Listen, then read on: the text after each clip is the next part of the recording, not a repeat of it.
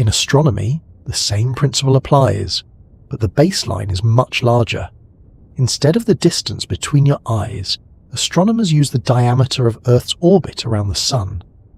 As Earth moves from one side of its orbit to the other, over the course of 6 months, nearby stars appear to shift slightly relative to much more distant background stars. This shift is tiny, far smaller than what the human eye can detect unaided, but with precise instruments, it can be measured. The angle of the shift is called the parallax angle. It is defined as half the total apparent shift observed over 6 months. From this angle, simple trigonometry can be used to calculate the star's distance. The smaller the parallax angle, the farther away the star must be. Alpha Centauri has one of the largest stellar parallax angles ever measured, precisely because it is so close by astronomical standards. To make this method practical, astronomers define a unit of distance called the parsec. 1 parsec is the distance at which a star would have a parallax angle of exactly 1 arc-second. An arc-second is an extremely small angle, equal to 1/3600th of a degree. For context, the full moon spans about 1/800 arc-seconds in the sky. A parallax of 1 arc-second is barely detectable even with modern equipment. Alpha Centauri has a parallax angle of about 0.76 arc-seconds. Using the definition of a parsec, this places Alpha Centauri at a distance of roughly 1.3 parsecs, which corresponds to about 4.37 light-years. This measurement is not a guess. It is the result of repeated observations refined over decades, using increasingly precise instruments. The distance to Alpha Centauri is one of the best-known stellar distances in astronomy. Parallax measurements require extraordinary care. Earth's atmosphere distorts incoming light.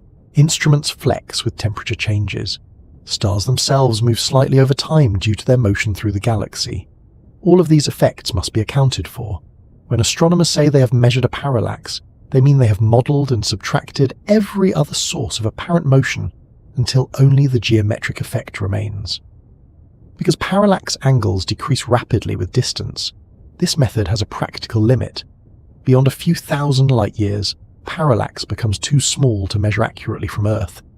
This limitation shaped astronomy for centuries. For a long time, Alpha Centauri and a handful of other nearby stars were among the only ones with reliably known distances. Everything farther away had to be measured using different techniques. That is where light itself becomes the next tool. Light is not instantaneous. It travels at a finite speed, approximately 290,792 kilometers per second in a vacuum. This speed is constant and universal, making it one of the most reliable yardsticks in physics. When astronomers measure distances in light years, they are not introducing a metaphor. They're using a physical quantity that ties space directly to time. A light year is the distance light travels in 1 year. That works out to about 9.46 trillion kilometers. When we say Alpha Centauri is 4.37 light-years away, we are saying that the light entering our telescopes today left those stars more than 4 years ago. The photons have been travelling through interstellar space ever since, unaffected by most matter, carrying information about the star's state at the moment they were emitted. This has an important implication that is easy to overlook. Distance measurement in astronomy is always also a look into the past. The farther away an object is, the older the information we receive. In the case of Alpha Centauri, the delay is short by cosmic standards, but it is still real. If something dramatic were to happen in the system today, we would not know about it for years. Light allows astronomers to measure distance in more subtle ways as well. The brightness of a star as seen from Earth depends on 2 main factors: how much energy the star emits and how far away it is. If the intrinsic luminosity of a star can be determined independently, then the observed brightness can be used to calculate distance. This relationship follows an inverse square law: double the distance, and the brightness drops by a factor of 4. For Alpha Centauri, this method serves as a consistency check rather than a primary measurement. Because Alpha Centauri's distance is already known from parallax, astronomers can compare its observed brightness to its expected luminosity based on stellar models. The agreement between these values provides confidence in both the distance measurement and the models themselves. Light also carries spectral information. By spreading starlight into a spectrum, astronomers can identify the elements present in a star's atmosphere and determine its temperature and surface gravity. These properties are linked to mass and radius, which in turn influence luminosity. All of these pieces fit together. Distance, mass, size, and brightness are not independent facts. They form a connected web, and Alpha Centauri sits at a point where many of these connections can be tested directly. Another light-based method relevant to distance measurement is called Doppler shift. As a star moves toward or away from us, the wavelengths of its emitted light shift slightly. Motion toward us compresses the wavelengths, shifting them toward the blue end of the spectrum. Motion away stretches them, shifting them toward the red. By measuring these shifts, astronomers can determine a star's radial velocity, its motion along our line of sight. For Alpha Centauri, Doppler measurements reveal how the stars move relative to the Sun. Combined with proper motion measurements, which track motion across the sky, astronomers can reconstruct the full, three-dimensional motion of the system. This does not directly give distance, but it provides context. A star with large proper motion is often nearby, while distant stars tend to show smaller apparent motion. Alpha Centauri exhibits one of the largest proper motions of any bright star. It visibly shifts its position against the background of distant stars over time. This was one of the earliest clues that it was close to us. Parallax confirmed this proximity quantitatively, but the large proper motion already hinted at a short distance. Light also plays a role in defining the limits of distance measurement. There is a horizon beyond which light has not had time to reach us since the beginning of the universe. This cosmic light horizon sets the maximum observable distance. Alpha Centauri, of course, lies comfortably within this limit, but understanding light as a messenger reminds us that distance measurement is constrained by the finite age and structure of the universe. The act of measuring distance using light and parallax also depends on time. Parallax requires observation spread over months or years. Proper motion requires decades of tracking. Refining measurements involves repeated cycles of observation, calibration, and correction. Physics provides the framework, but time provides the data. Alpha Centauri's distance is well known precisely because astronomers have had centuries to observe it. What makes Alpha Centauri especially valuable is that it sits at the intersection of geometric and light-based methods. Its distance is close enough for parallax to work cleanly. Its stars are bright enough for detailed spectral analysis. Its motion is large enough to track accurately. Few systems offer all of these advantages at once. As a result, Alpha Centauri serves as a benchmark. Other distance measurement techniques are often tested and calibrated against nearby stars like it. It is also worth considering what distance measurement does not tell us. Knowing that Alpha Centauri is 437 light-years away does not tell us how large the system is internally. It does not tell us how massive the stars are. It does not tell us how gravity binds them together. Distance is one dimension of understanding, not a complete description. Physics advances by combining dimensions, not isolating them. Even the concept of distance itself becomes subtle at larger scales. In expanding space, distance depends on how and when you measure it. Light emitted in the past traveled through a universe that was slightly smaller than it is today. For Alpha Centauri, this effect is negligible. The expansion of space over 4 years is insignificant, but the principles are the same. Distance is not always a static quantity. It can depend on cosmological context. In practical terms, measuring distance to Alpha Centauri anchors our sense of scale. It tells us how far away our nearest stellar neighbour really is, not as a vague idea, but as a precise physical quantity. This distance sets the baseline for everything else. Travel time estimates, communication delays, comparisons with other stars all depend on it. Without parallax and the finite speed of light, Alpha Centauri would remain a point of light with unknown depth. With them, it becomes a place with coordinates, a location in three-dimensional space that can be plotted, modelled, and revisited in calculations again and again. Physics transforms uncertainty into structure not by simplifying the universe, but by measuring it carefully. As attention continues to shift outward, distance measurement becomes the bridge between local systems and the broader galaxy. Parallax defines the nearby universe. Light-based methods extend that reach farther and farther. Alpha Centauri stands near the beginning of that ladder, close enough to measure directly, far enough to remind us how quickly scale escapes everyday intuition. A different way of thinking about distance becomes necessary once the numbers grow beyond anything the human body or daily experience can comfortably handle. Kilometers stop being useful. Even millions of kilometers lose their meaning. At that point, physics does something very practical. It changes units. Not to be poetic, not to be dramatic, but to keep calculations honest and manageable.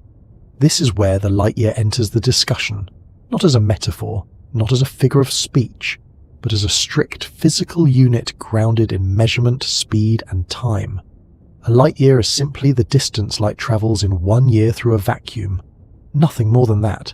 There is no implication of travel, storytelling, or drama built into the definition. It does not describe how long something lasts. It describes how far something is. The confusion arises because the word year sounds like time, and our brains naturally lean toward narrative interpretations. Physics does not. In physics, a light year is a ruler, not a clock.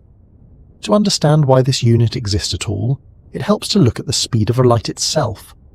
Light travels at a constant speed in a vacuum, approximately 209,792 km per second. This number is not approximate because of experimental uncertainty. It is exact by definition in modern physics. The meter itself is defined in terms of how far light travels in a fraction of a second. Light speed is woven directly into the structure of our measurement system. Over the course of 1 second, light travels nearly 300,000 kilometers. In 1 minute, it travels about 18 million kilometers. In 1 hour, it covers over 1 billion kilometers. Over an entire year, accounting for the length of a year used in astronomy, light travels roughly 9.46 trillion kilometers. That distance is what we call 1 light year. Writing that number out in full quickly becomes impractical. Even reading it provides no intuitive sense of scale. That is why physics compresses it into a single unit. When astronomers say Alpha Centauri is about 4.37 light-years away, they are not being vague. They are being precise. They are stating that the distance between Earth and Alpha Centauri is roughly 4.37 times 9.46 trillion kilometers. Using light-years keeps equations readable and comparisons meaningful.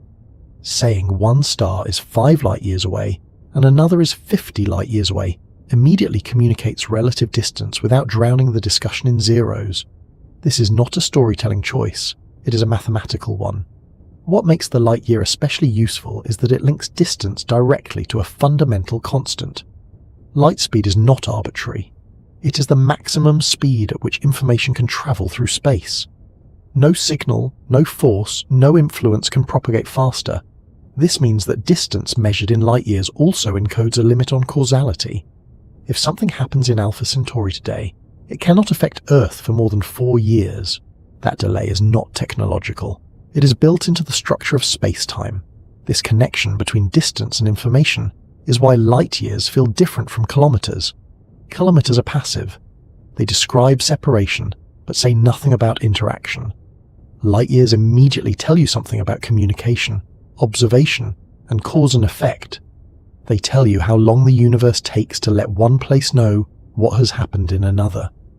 Despite this, a light year remains a distance, not a duration. When light travels, it does not experience time the way we do. According to relativity, light does not have a rest frame. From the photon's perspective, if such a perspective can be meaningfully described, emission and absorption are not separated by time. The year in light year belongs entirely to our frame of reference, not to the light itself. This is one reason physicists are careful when discussing light years. They are not talking about how long something takes to happen in an absolute sense. They are talking about how far apart events are in space-time, measured using a constant speed as a conversion factor.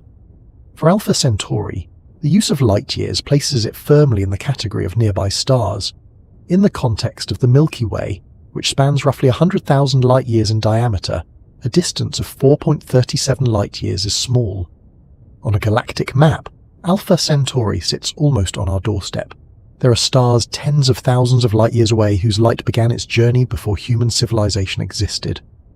Yet calling Alpha Centauri nearby does not make it practically close. This is where intuition often fails.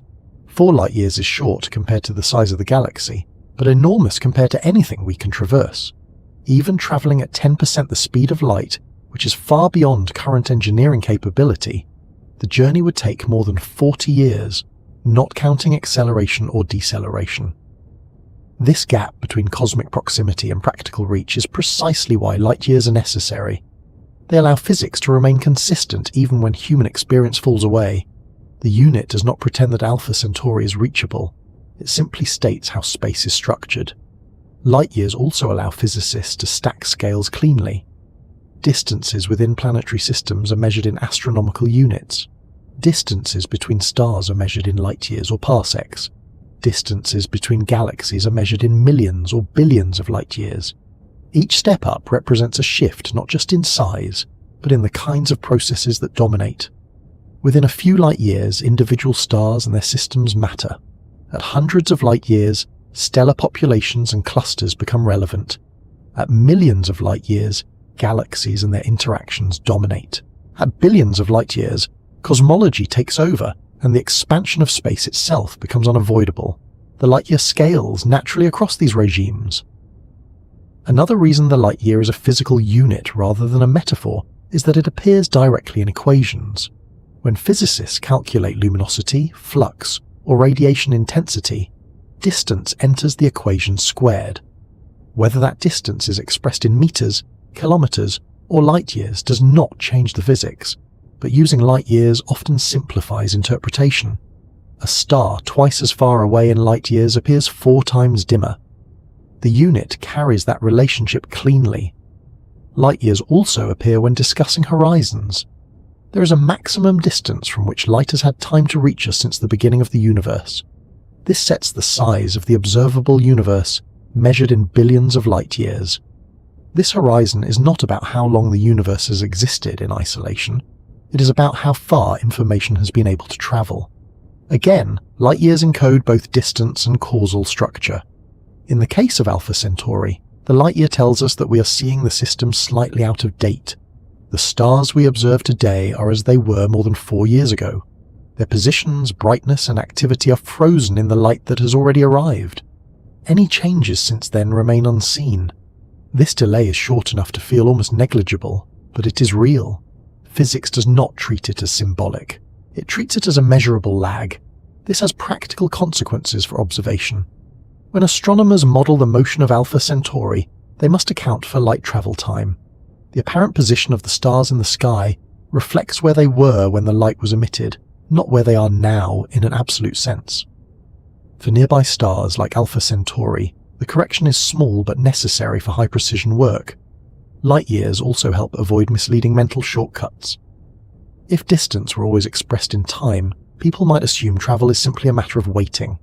If distance were always expressed in kilometers, people might underestimate how quickly numbers grow.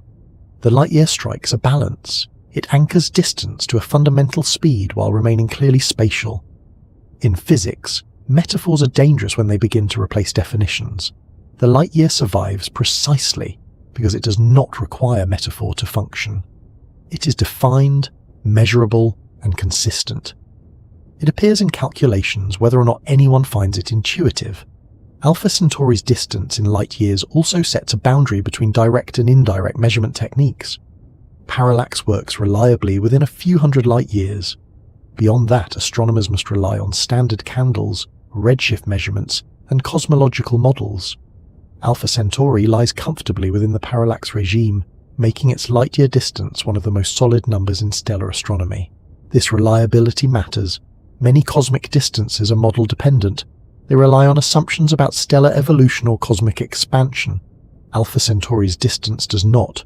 It is anchored to geometry and light speed. That makes it a reference point. Other distances are checked against systems like Alpha Centauri to ensure consistency. Thinking of light years as physical quantities also clarifies why scale comparisons matter so much. Saying Alpha Centauri is 4 light years away does not mean much until you compare it to something else. Earth to Sun is 8 light minutes. Earth to Jupiter is about 40 light minutes. Earth to Pluto is roughly 5.5 light hours. Alpha Centauri sits more than 4 light years away. Each step up increases distance by orders of magnitude, not by smooth increments.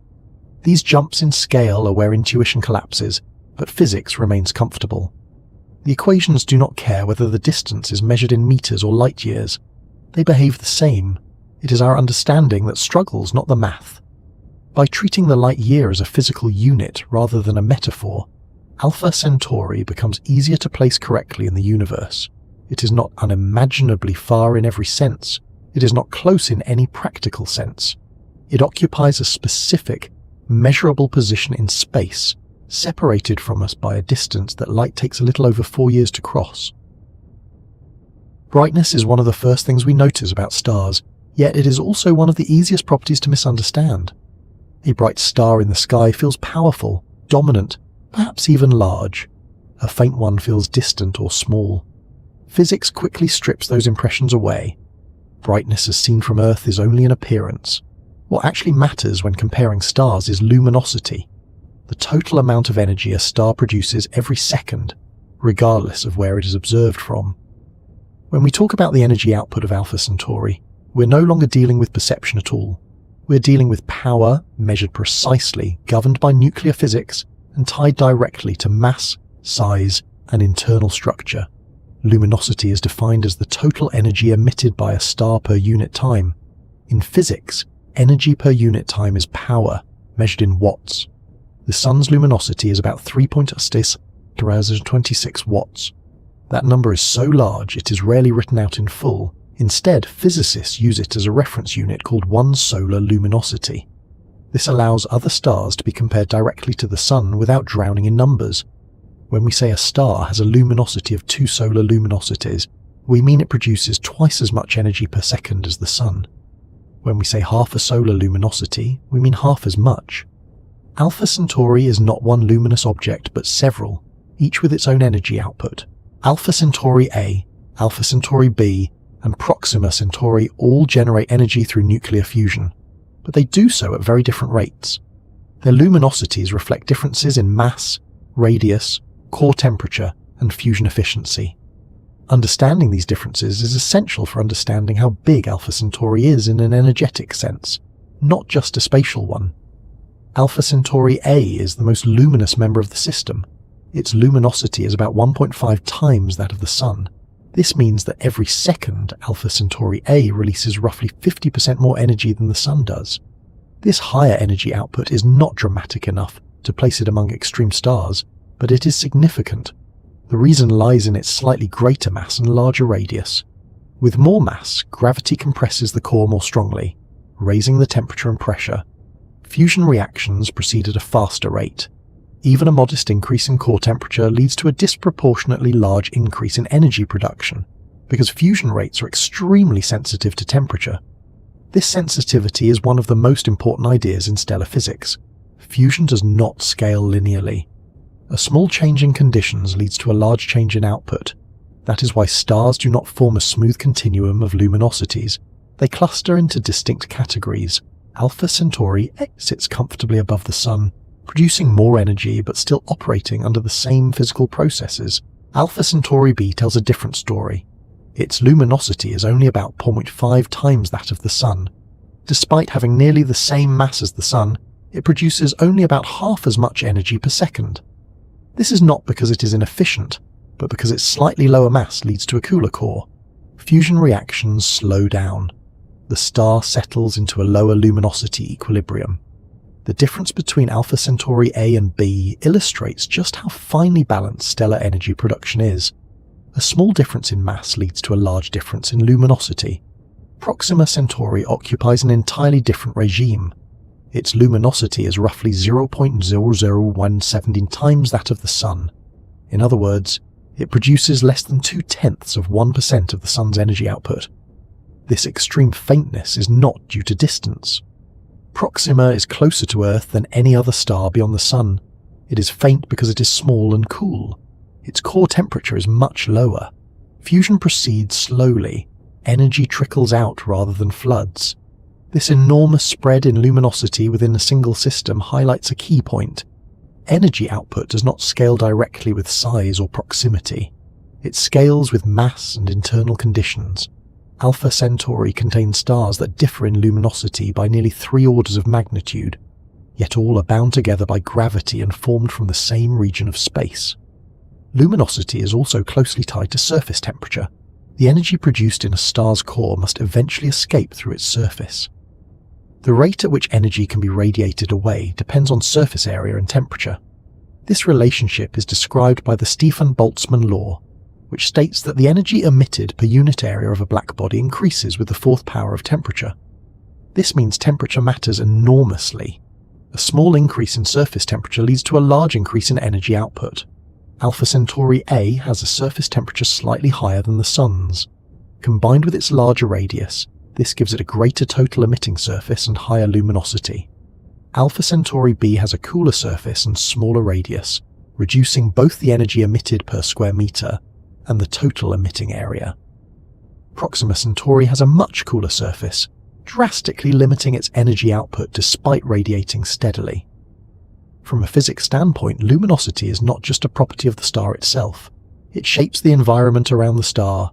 The amount of energy flowing outward determines the temperature of surrounding space, the behavior of stellar winds, and the potential conditions on orbiting planets. In Alpha Centauri, each star creates a distinct energetic domain. If a planet orbits Alpha Centauri A, it will receive more energy at a given distance than a planet orbiting the Sun would. To receive the same amount of energy as Earth does from the Sun, a planet would need to orbit Alpha Centauri A farther out. Around Alpha Centauri B, that equivalent distance would be closer in. Around Proxima Centauri, it would be extremely close. These differences are not incidental. They define where stable climates might exist, how atmospheres behave, and how radiation interacts with matter. Luminosity also changes over time. Stars do not produce a constant amount of energy throughout their lives. As hydrogen is converted into helium in the core's composition changes. Over billions of years, this alters the balance of pressure and temperature. For stars like Alpha Centauri A and B, luminosity gradually increases over time. The Sun itself is about 30% more luminous now than it was when it formed. Alpha Centauri A, being slightly more massive, evolves faster. Its luminosity will increase more quickly. This gradual brightening matters because it affects the long-term stability of planetary environments. A system's energetic size is not fixed. It grows. The Alpha Centauri system today is not energetically identical to what it was billions of years ago, and it will not remain so indefinitely. Physics treats luminosity as a dynamic quantity, not a static one. Another important aspect of energy output is variability. Stars are not perfectly steady light bulbs. They have magnetic cycles, surface activity, flares, and oscillations. Alpha Centauri A and B exhibit magnetic activity similar to the Sun, including star spots and activity cycles. These variations cause small fluctuations in luminosity. Proxima Centauri is far more active relative to its size, producing frequent flares that can briefly increase its energy output dramatically, especially at high energy wavelengths. These variations remind us that luminosity is usually quoted as an average. The instantaneous energy output can differ from moment to moment. Over long timescales, averages matter. Over short timescales, spikes and dips can dominate local conditions. For planets, especially those orbiting close to low luminosity stars like Proxima, these fluctuations can be as important as the average output. From the perspective of system size, energy output defines a kind of invisible boundary. The influence of a star's radiation weakens with distance. At some point, it becomes negligible, compared to background radiation from other stars and the galaxy itself. The distance at which a star's luminosity meaningfully affects its surroundings depends on how much energy it produces. Alpha Centauri A's energetic reach extends farther than Alpha Centauri B's. Proxima's energetic influence drops off quickly. This energetic reach is different from gravitational reach. Gravity depends on mass and falls off with distance squared. Radiation intensity also falls off with distance squared, but its effects are different. Gravity pulls matter inward. Radiation pushes outward, heats surfaces, and drives chemical reactions. In a system like Alpha Centauri, these two influences overlap but do not coincide exactly. A region might be gravitationally dominated by a star while receiving little radiation from it, or vice versa. Energy output also connects directly to detectability. The reason Alpha Centauri A and B appear bright in the sky is not just because they are close, but because they are relatively luminous. Proxima, despite being closer, is invisible to the naked eye because its luminosity is so low. This difference underscores why luminosity must be separated from distance when discussing size. Brightness alone tells us very little. In astrophysics, luminosity is often used as a proxy for mass because of the mass-luminosity relationship for main sequence stars. More massive stars are generally more luminous. This relationship is not exact, but it is strong. For Alpha Centauri, the luminosities of A and B align well with their measured masses, reinforcing confidence in both measurements. Proxima deviates from a simple extrapolation because very low-mass stars follow a different regime, where energy transport and fusion behave differently. Energy output also determines how stars age. A star that produces more energy consumes its nuclear fuel faster. Alpha Centauri A, being more luminous than the Sun, will exhaust its hydrogen sooner. Alpha Centauri B will last longer. Proxima Centauri will last far longer than either. In this sense, luminosity is tied directly to time. Brighter stars live shorter lives. Dimmer stars endure. When considering how big Alpha Centauri is, energetically speaking, the system's total luminosity is the sum of its parts. Combined, Alpha Centauri A and B produce about twice the Sun's energy output. Proxima adds a small amount. The total system luminosity is therefore a bit over 2 solar luminosities. That makes Alpha Centauri a modest but significant energy source in our local region of the galaxy. Compared to massive stars or clusters, this output is small. Compared to our solar system, it is large. This again illustrates that bigness in physics is always comparative. There is no absolute threshold where something becomes big. There are only relationships. Energy output also shapes how we interpret distance measurements.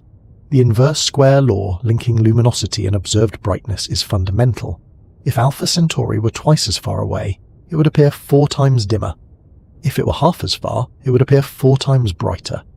Because we know its luminosity from stellar physics and its distance from parallax, these relationships reinforce one another. This cross-checking is a cornerstone of astrophysical measurement.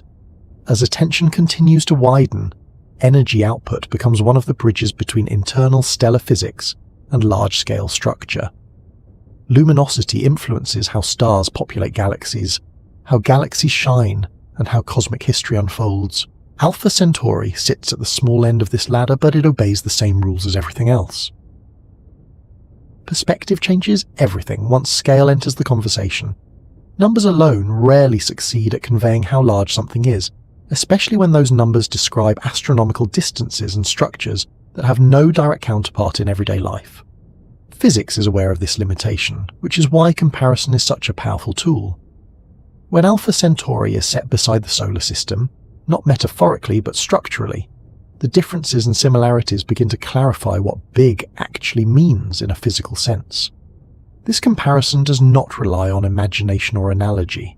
It relies on matching quantities, forces, distances, and motions that are governed by the same laws. The solar system provides a natural reference because it is the only star system we know in detail from the inside. We know the Sun's mass, radius, luminosity, and age. We know the orbital distances of the planets. We know how gravity structures the system, where stability exists and where it breaks down.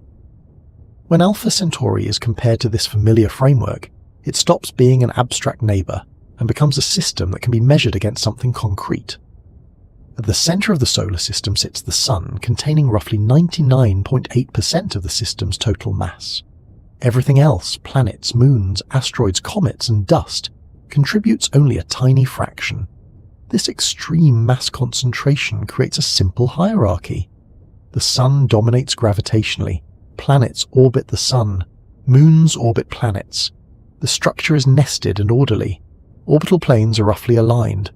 Long-term stability is high because there is only one major gravitational authority. Alpha Centauri does not follow this pattern. Instead of one dominant central mass, it has 2. Alpha Centauri A and Alpha Centauri B share control of the system's inner region. Their masses are comparable, and neither star can be treated as a minor perturbation to the other. Both orbit a shared centre of mass. This immediately makes the system more complex. There is no equivalent situation in the solar system, where no two objects of comparable mass orbit one another in this way.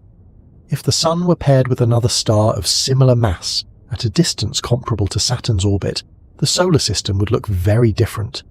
Planetary orbits would be strongly perturbed. Some planets might not exist at all. Others would follow elongated, unstable paths. The calm, layered structure we observe would be replaced by a more dynamic environment. This thought experiment highlights the first major difference in scale between Alpha Centauri and the solar system. It is not just larger, it is organized differently. Distance is the next critical factor. The outer boundary of the solar system is not sharply defined, but the region dominated by the Sun's gravity extends far beyond the orbit of Neptune. The Kuiper belt stretches from about 30 to 50 astronomical units. Beyond that lies the Oort cloud, a vast spherical distribution of icy bodies that may extend tens of thousands of astronomical units from the Sun. Objects in the outer Oort cloud are only loosely bound to the Sun, vulnerable to gravitational disturbances from passing stars. In terms of sheer spatial extent, the solar system is enormous. If the Oort cloud extends out to 50,000 astronomical units, then the Sun's gravitational influence covers a region far larger than the distance between Alpha Centauri A and B at their widest separation. This might suggest that the solar system is bigger than Alpha Centauri. But physics requires more precision than that. The key difference lies in mass distribution. The solar system's outer regions contain very little mass. The Oort cloud is vast but sparse. Its total mass is tiny compared to the Sun. Alpha Centauri's outer region, represented by Proxima Centauri's orbit, contains an entire star.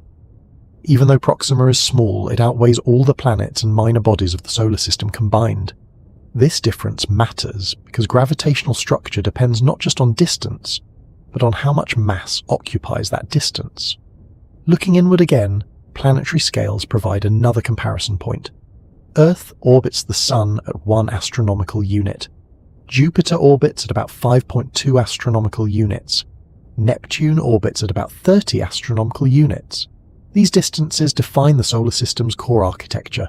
In Alpha Centauri, the separation between Alpha Centauri A and B ranges from roughly 11 to 35 astronomical units.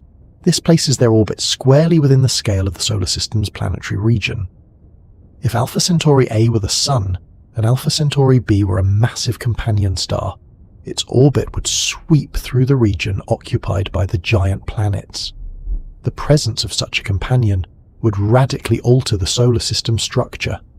This comparison underscores how much larger Alpha Centauri's internal separations are compared to the sizes of the stars themselves, and how those separations overlap with the distances that define planetary systems. Another point of comparison involves orbital periods. Earth takes 1 year to orbit the Sun, Jupiter takes about 12 years, Neptune takes about 165 years, Alpha Centauri A and B take about 80 years to orbit one another. This places their orbital period between that of Saturn and Uranus if we were to force an analogy.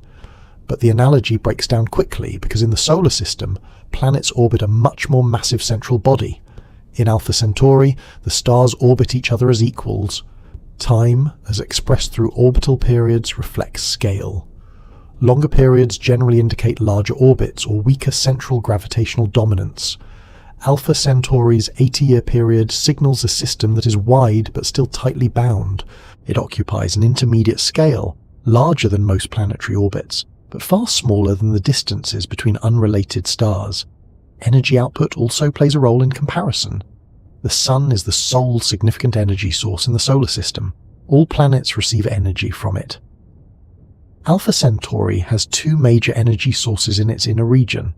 Alpha Centauri A and B both emit significant radiation. Any planet orbiting within the system would experience a more complex radiation environment, with energy contributions that vary over time as the stars move relative to one another.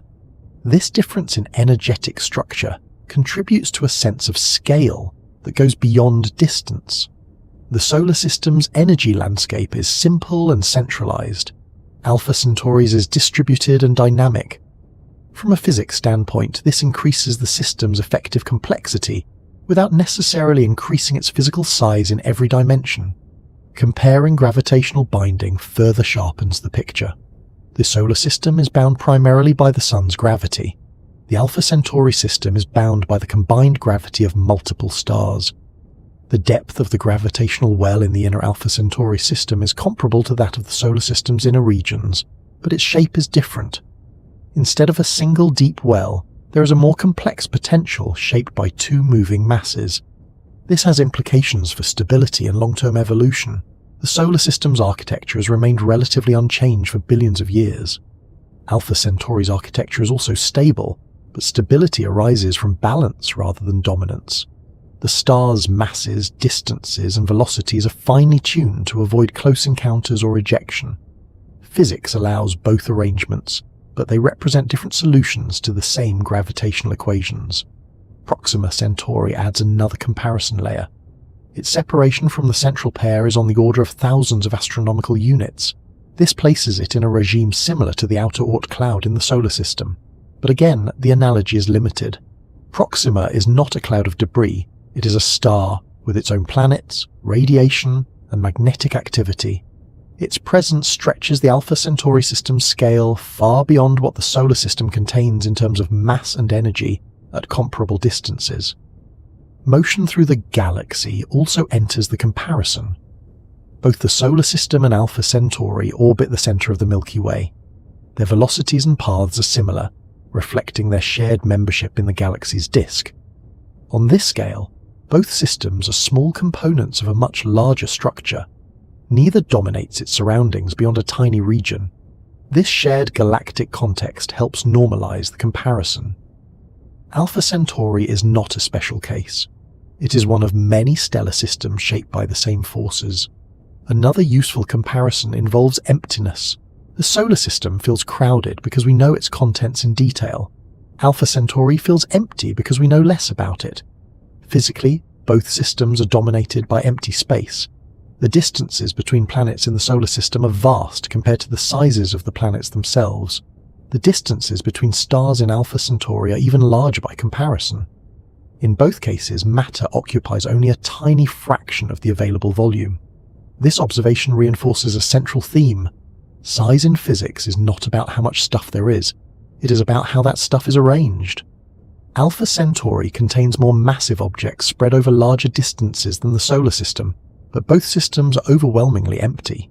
Their structures are defined by relationships, not by density. When comparing the two systems, it is also important to recognize scale layering. The solar system is a single-star planetary system, embedded in a larger galactic environment. Alpha Centauri is a multi-star system that may contain its own planetary systems, also embedded in the same galactic environment. The solar system's scale ends where the sun's gravitational influence fades. Alpha Centauri's scale extends farther because it includes multiple stars. Yet neither system exists in isolation. Over long timescales, passing stars can perturb both. Galactic tides can reshape outer regions. The difference is one of degree, not kind. Alpha Centauri's extended structure makes it slightly more susceptible to external influences at its fringes, while its inner core remains robust. All of these comparisons point toward a conclusion that resists simple phrasing. Alpha Centauri is not simply bigger or smaller than the solar system. It is larger in some respects, more complex in others, and comparable in yet others. Its stars are similar in size and mass to the Sun. Its internal distances overlap with planetary scales. Its outer reach exceeds that of the solar system in terms of massive objects. Its energy output is roughly double that of the Sun alone. By placing Alpha Centauri beside the solar system in this way, physics strips away the temptation to rank systems as large or small in absolute terms. Instead, it reveals a spectrum of structures built from the same ingredients. Gravity, mass, distance, energy, and time combine in different proportions to produce systems that are stable, dynamic, and persistent.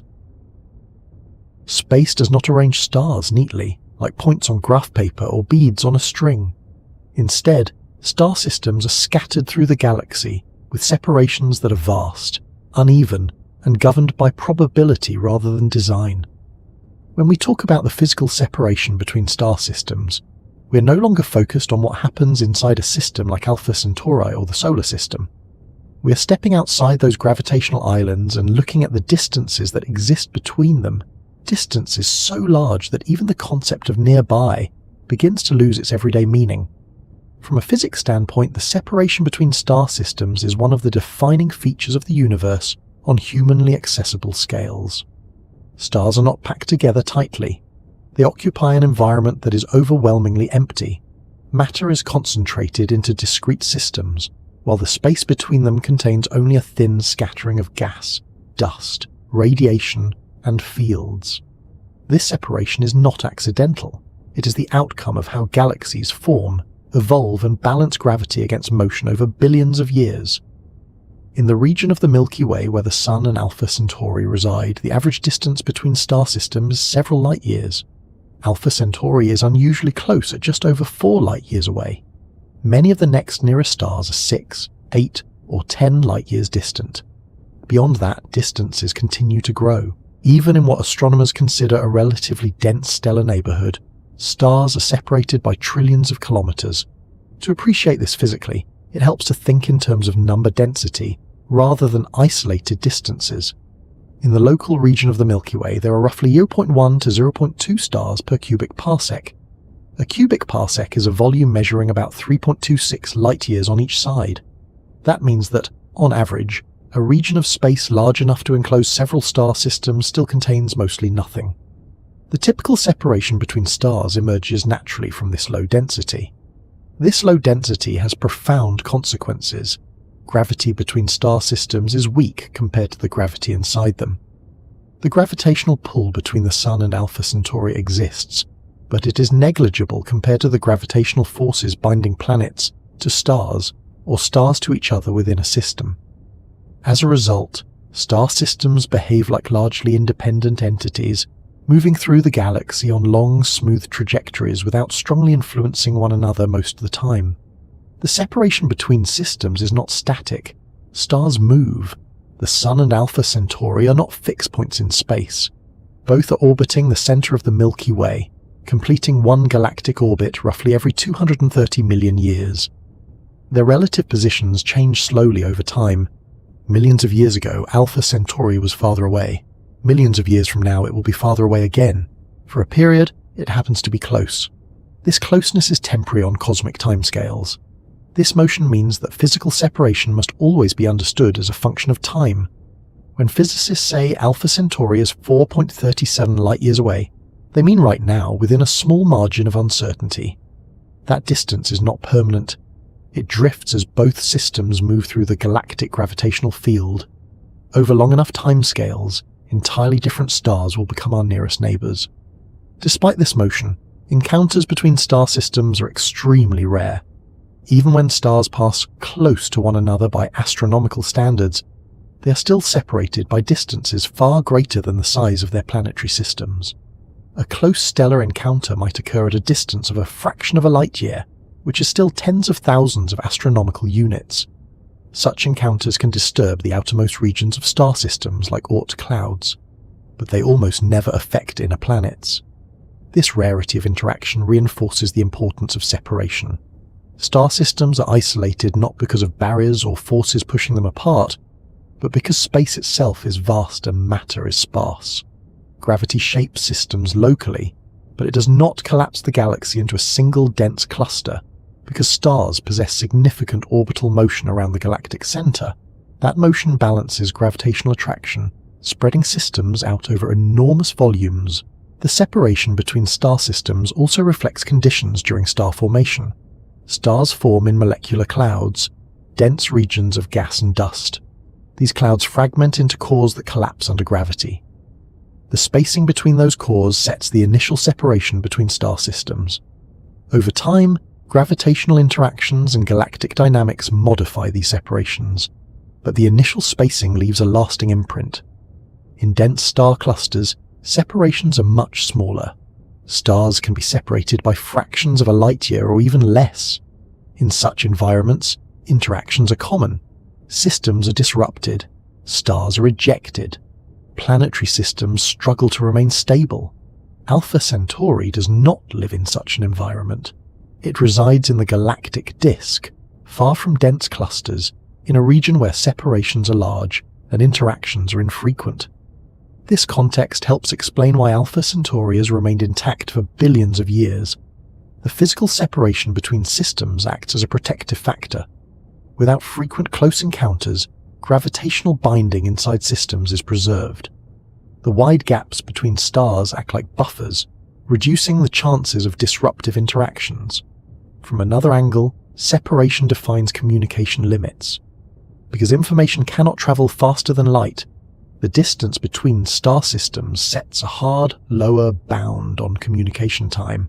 A signal sent from Earth to Alpha Centauri takes over 4 years to arrive. A reply takes another 4. Any exchange is stretched across nearly a decade.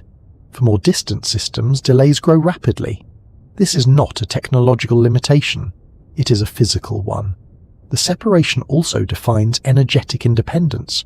Radiation from stars spreads out and weakens with distance. By the time light from Alpha Centauri reaches the solar system, it is faint compared to the sun's radiation. The energy budgets of star systems are largely self-contained. Each system is dominated by its own stars, not by its neighbors. Even interstellar matter reflects this separation.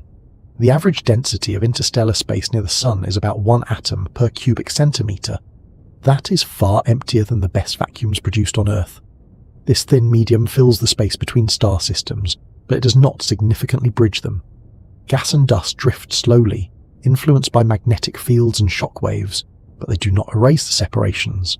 Cosmic rays and radiation do travel between systems, but even these are diluted by distance. By the time high-energy particles reach another system, they are scattered, deflected, and mixed with contributions from countless other sources. No single neighboring system dominates the interstellar environment. When considering the physical separation between star systems, it becomes clear that size is not just about objects. It is about spacing. Alpha Centauri feels large in part because it is not embedded in a crowded environment. It stands apart, separated by a gulf of empty space that resists compression into familiar terms. This separation also explains why interstellar travel is so challenging. Even the nearest star system lies far beyond the reach of chemical rockets within a human lifetime. The distances involved are not obstacles that can be bypassed by clever routes. They are fundamental features of how matter is distributed in the galaxy. Scaling models make this clearer. If the Sun were reduced to the size of a grain of sand, Earth would orbit a few centimeters away. Alpha Centauri would be kilometers distant. That gap represents the typical separation between star systems. Even when everything is shrunk dramatically, the emptiness remains dominant. The physical separation between star systems is therefore not an accident or a flaw in the universe's design. It is a natural consequence of gravity, motion, and the way matter cools and fragments. Systems form where gravity wins locally, but motion prevents global collapse. The result is a galaxy filled with islands of matter drifting through a sea of near vacuum. Understanding this separation reshapes how Alpha Centauri's size is perceived.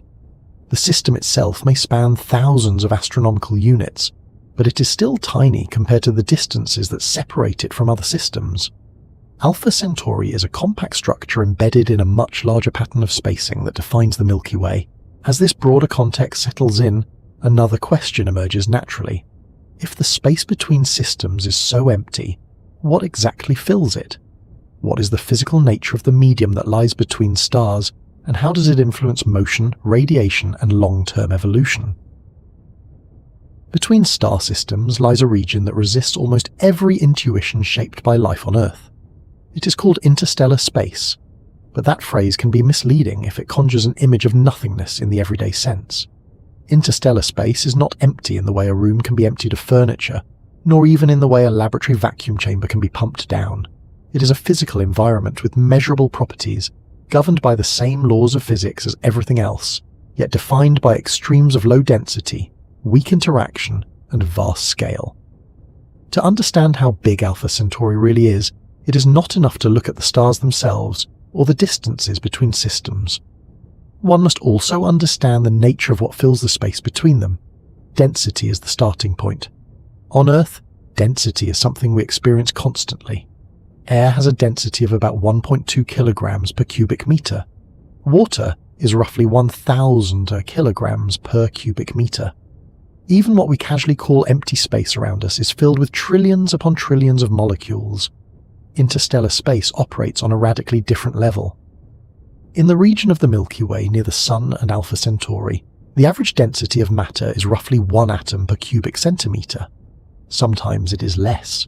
In particularly sparse regions, it can drop to 1 atom per 10 cubic centimetres or lower. That number is difficult to grasp without comparison. A cubic centimetre of air at sea level contains about 25 billion molecules. Interstellar space contains, on average, 1. Not 1 billion, not 1 million. 1. And that single atom is usually hydrogen, the simplest and most abundant element in the universe. Occasionally helium atoms appear, and in much smaller quantities trace amounts of heavier elements. Dust grains exist too, but they are exceedingly rare, separated by enormous distances. This low density is why interstellar space behaves almost like a vacuum, but not quite. A perfect vacuum, in the strict physical sense, would contain no particles at all. Such a vacuum does not exist naturally, and is extremely difficult to approximate even in laboratories. Interstellar space comes closer to a true vacuum than anything humans can create on Earth, yet it is still not empty. The presence of even a few particles per cubic centimetre is enough to give interstellar space physical properties that matter over long distances and long times. One of the most important consequences of a low density is the rarity of collisions. On Earth, particles collide constantly. In a gas, molecules bounce off each other millions of times per second. In interstellar space, a particle can travel for kilometres, thousands of kilometres, or even farther without encountering another particle. This changes how energy is transferred, how heat behaves, and how matter evolves. Processes that happen quickly on Earth can take millions of years in interstellar space simply because interactions are so infrequent. Despite this, interstellar space is not static. It is threaded with motion, radiation, and fields. Gas drifts slowly under the influence of gravity. Shock waves from supernova explosions propagate through it, compressing and heating regions of gas. Magnetic fields weave through the galaxy, guiding charged particles along invisible paths.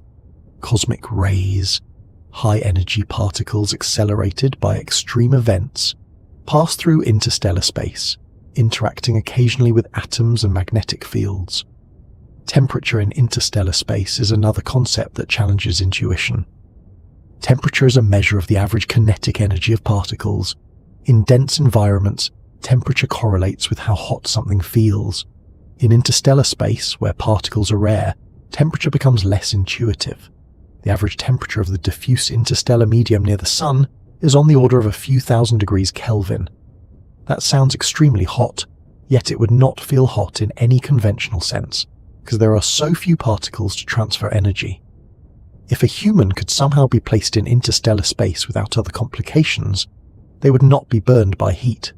They would lose heat rapidly through radiation and freeze instead. The few particles present would not collide with the body often enough to deliver significant energy. This illustrates how temperature and density must be considered together. High temperature does not imply high energy transfer when density is low. Vacuum, as experienced in space, also has implications for motion. In everyday life, motion is resisted by friction and drag. Air slows moving objects. Water resists motion strongly. In interstellar space, drag is essentially non-existent. Once an object is moving, it will continue moving at the same velocity unless acted upon by a force. This is not a special property of space. It is a direct consequence of Newton's first law combined with extremely low density.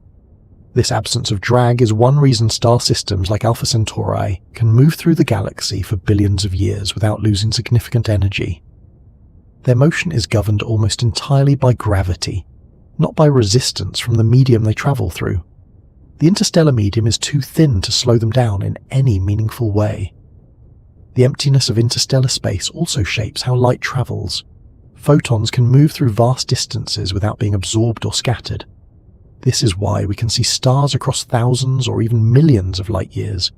If interstellar space were dense, light would be blocked or diffused long before reaching us. The fact that the night sky is transparent is direct evidence of how empty space really is. However, transparency is not absolute. Over very long distances, even low densities matter. Dust grains, though rare, can absorb and scatter light, especially at shorter wavelengths. This leads to interstellar extinction. the dimming and reddening of starlight as it passes through space.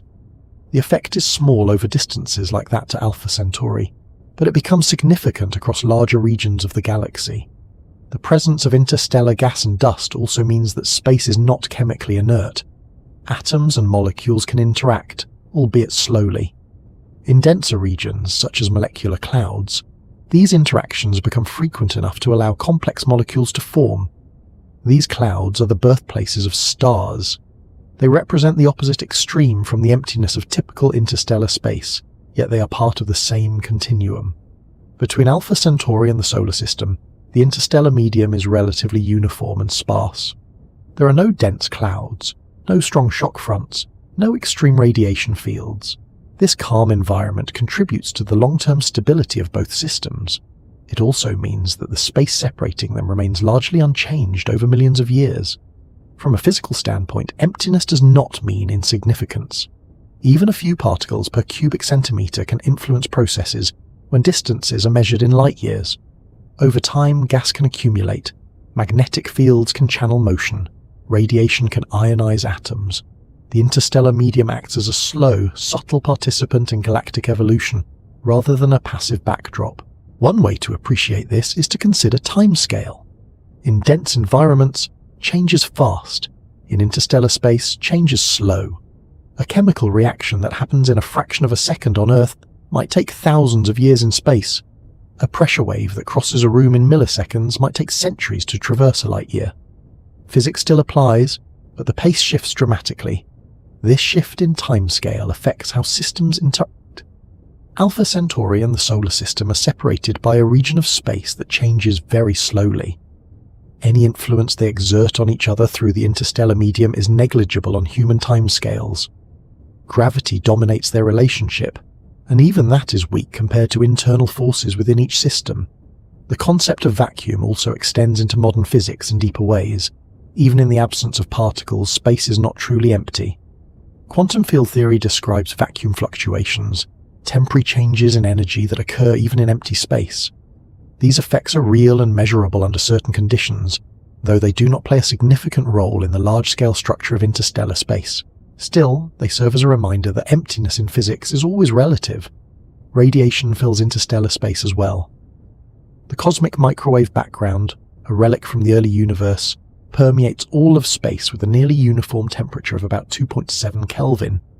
This radiation is faint, but it is everywhere. Starlight, infrared emission from dust, and radio waves from various sources add to this background. Space is quiet, but not silent. Interstellar space also contains magnetic fields, typically on the order of a few microgauss. These fields are weak compared to those near stars or planets, but they influence the motion of charged particles over long distances.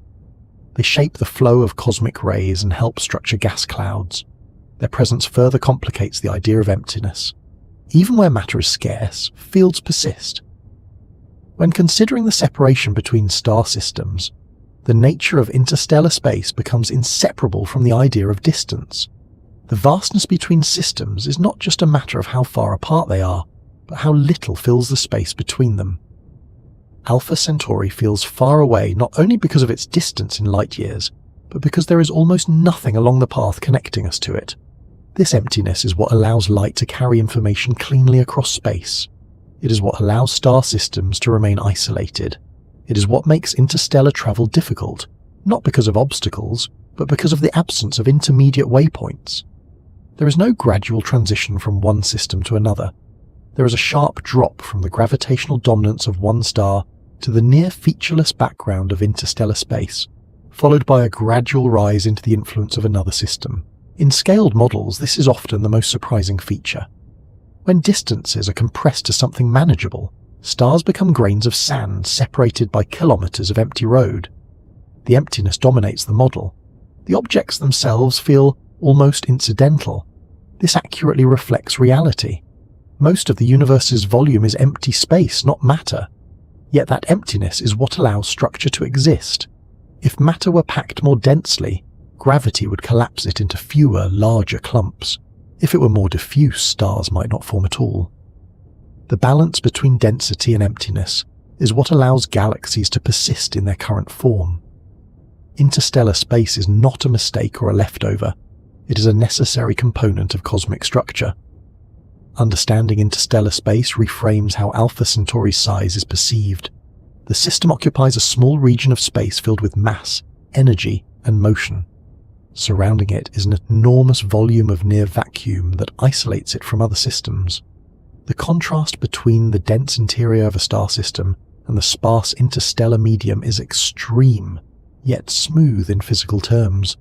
It becomes easier to see why scale in astronomy is so difficult to internalize. Objects are small compared to the distances between them. Interactions are rare, changes slow. Physics operates consistently, but far outside the range of everyday experience. Patterns only become visible once enough detail is gathered, and Alpha Centauri is one of the rare cases where proximity allows physics to move beyond statistics and into direct structure. When we look at Alpha Centauri, we are not just learning about a single nearby system.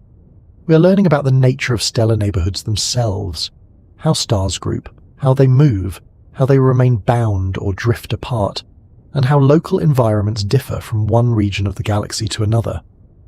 Alpha Centauri acts less like an isolated example and more like a readable sentence in a much larger text written by gravity, motion, and time. A stellar neighborhood is not defined by sharp borders. There is no fence or edge that separates one star's territory from another's. Instead, neighborhoods emerge from relative distances, shared motion, and long-term gravitational relationships. In the region of the Milky Way where the Sun resides, stars tend to move in loosely associated streams, sharing similar orbital paths around the galactic center. Alpha Centauri is part of this same general flow. Its velocity through space is similar to that of the Sun, which is one reason it remains nearby over long timescales. This shared motion is not accidental. Stars that form in roughly the same region of the galaxy often inherit similar velocities from the molecular clouds that gave rise to them. Over time, these stars drift apart, but some remain relatively close for hundreds of millions or even billions of years. Alpha Centauri and the Sun may not have formed together, but their similar galactic orbits have kept them neighbors for a significant fraction of the galaxy's lifetime. From a physics perspective, this tells us that stellar neighborhoods are dynamic but not chaotic. Stars do not wander randomly in all directions. Their motion is constrained by the galaxy's gravitational potential. They follow curved paths, oscillating slightly above and below the galactic plane while circling the center. Within this structure, local groupings emerge and dissolve slowly. Alpha Centauri illustrates that nearby in astronomy is a temporary condition. Right now, it is our closest stellar neighbor. In the distant past, another star may have held that title.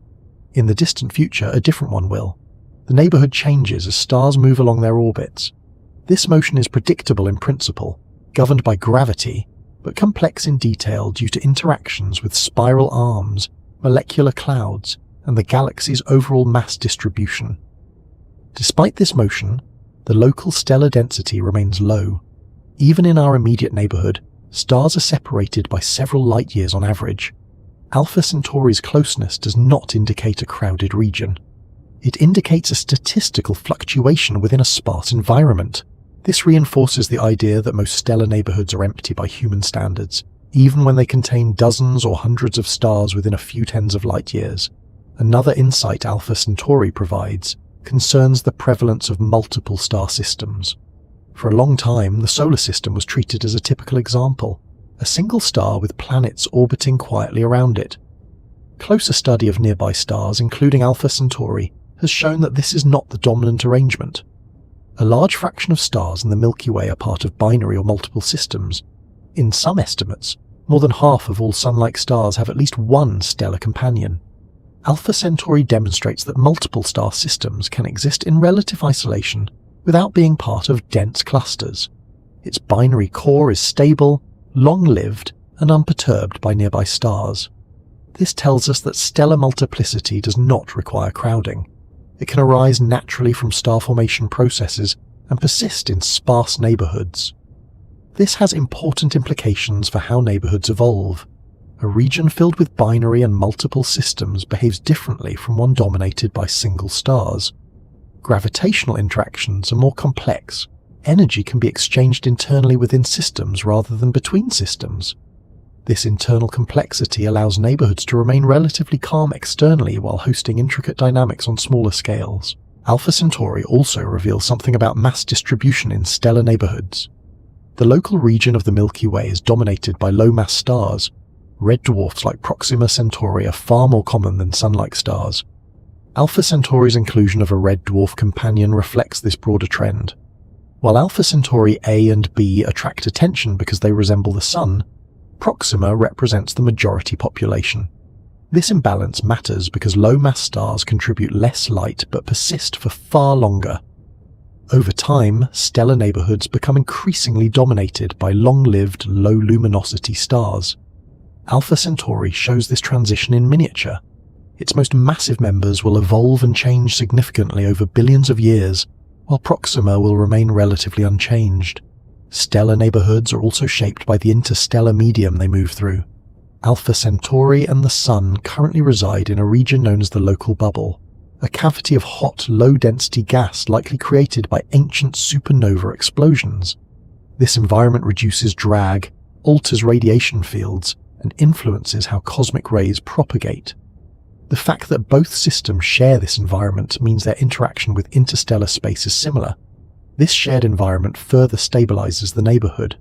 In denser regions, gas clouds can perturb stellar motion. Shock fronts can compress or erode planetary systems. In the local bubble, conditions are relatively gentle. Alpha Centauri's longevity as a nearby neighbor is partly due to this calm setting.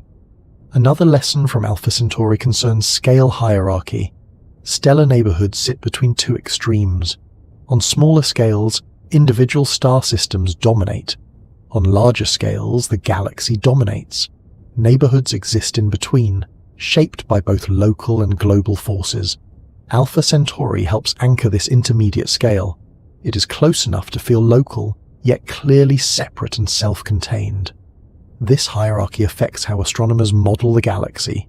Rather than treating stars as isolated points or as a smooth distribution, physicists recognize that stars cluster loosely into associations, streams, and neighborhoods.